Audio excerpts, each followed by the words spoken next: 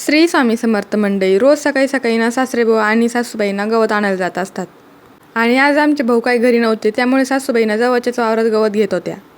त्यांनी गवताचे 2 ओझे घेतले होते. तोपर्यंत ना मी स्वयंपाक बनवला होता. गवत झाल्यानंतर त्यांनी मला आवाज दिला. तिथे ना खूप छान आणि मोठं कडीपत्त्याचं झाड होतं. मग तिथून ना खूप सारा कडीपत्ता पण घेतला होता.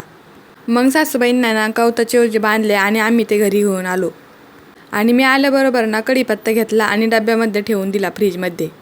आमच्या साईनाथनगरमध्ये 4 वर्षापूर्वी साईबाबांचं मंदिर बांधलं होतं.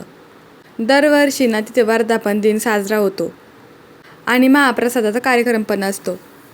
मागचे 3 वर्षे तर मी गेलेच होते. पण यावर्षी मला वाटलं होतं की साईबाबाचा प्रसाद आपल्या काही नशिबात नाही. कारण अहोंना घरी यायला ना खूप उशीर होत असतो. आणि दरवर्षी सासूबाईंना आम्ही असतो त्यामुळे पायी जात होतो. पण आमचे भाऊ आणि सासूबाईंना हळदीच्या कार्यक्रमाला गेलेले, त्यामुळे काही शक्य नव्हतं. पण साईबाबांनाच आठवण झाली असावी, कारण अहोना खूप लवकर घरी आले होते आणि ते तर जाणारच होते. म्हटलं आम्हाला पण घेऊन चला. मग आम्ही पटकन आवरलं आणि तिथे गेलो.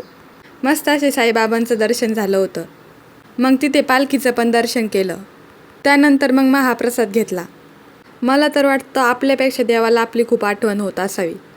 आता एक लाईक करून जा.